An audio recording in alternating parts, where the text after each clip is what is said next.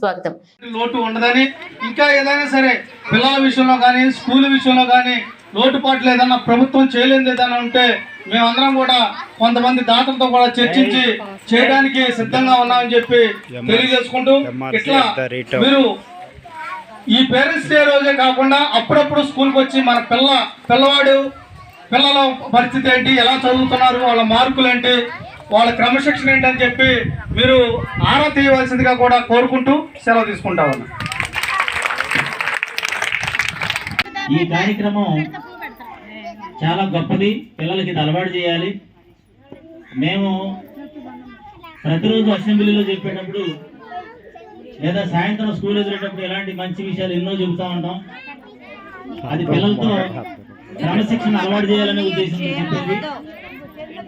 ఉదయం లేవగానే కళ్ళు తెరవకుండానే నెమ్మది వెళ్ళి అమ్మ కాళ్ళకు నమస్కారం పెట్టి మీ రోజు కార్యక్రమాలు స్టార్ట్ చేయాలని చెబుతా ఉంటాం.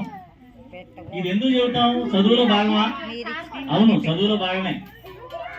మరి మీరు అనుకునే కార్పొరేట్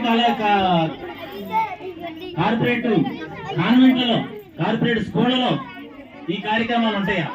చెబుతారా? ఎవరైనా నేర్పుతారా? లేదే. ఈ జీవన విలువలను నేర్పాలనే ఉద్దేశంతో ఈ పాఠశాల మరి ఎక్కువగా శ్రద్ధ చూపడం జరుగుతుంది. జీవన విలువలు, జీవన నైపుణ్యాలను మనం నేర్పిస్తున్నాం.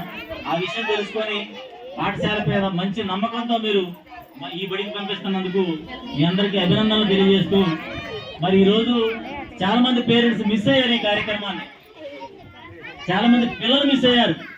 మీకు అర్థమవుతుందో లేదో, పిల్లలు ఫీల్ అవుతారు.